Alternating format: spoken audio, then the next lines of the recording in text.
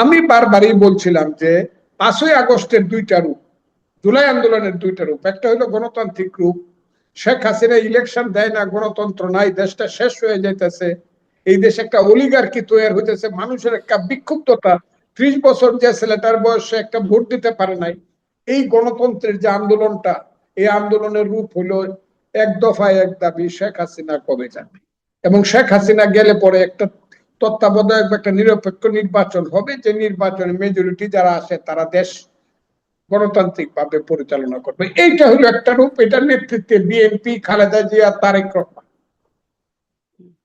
আরেকটা রূপ এখন বোঝা যাচ্ছে, আমি আগেও বলছিলাম যে কারণে আমি দল থেকে সাসপেন্ড হইলাম, 5ই আগস্ট কেন্দ্রিক আরেকটা রূপ হলো জামাত, যাদের মনে ছিল যে ঠিক আছে আগে হাসিনারে সরাই তারপরে আসল কাজটা করবো, সেই আসল কাজটা হইলো তারা 5ই আগস্টের পরেই বলতে শুরু করলো আমরা কি শুধু একটা ইলেকশনের জন্য হাসিনাকে তাড়াইছি, আমরা বাংলাদেশেই মানি না, 71 মানি না, 72 সংবিধান মানি না।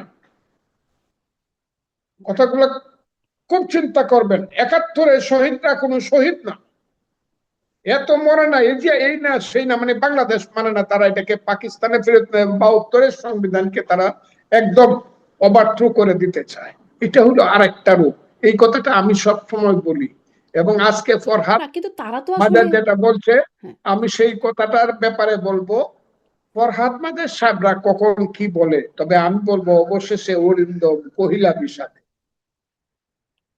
তারা এরকম বলবে এবং তারা স্বীকারোক্তিও দিবে। আমরা এরকম করিও না, স্বীকারোক্তিও দিই না, আমরা সব সময় এক কথা বলি। আমি ফজলুর রহমান আমার জীবনে সব সময় এক কথা বলি, দল পরিবর্তন করছি ঠিক আছে, কিন্তু আমার মত এবং আদর্শের কোনো পরিবর্তন নাই। আমার মত এবং আদর্শ হলো মুক্তিযুদ্ধের আদর্শ, সেই আদর্শ পথে শেষ দিন পর্যন্ত চলে যাবে, এটাই হলো আমার কথা। জি।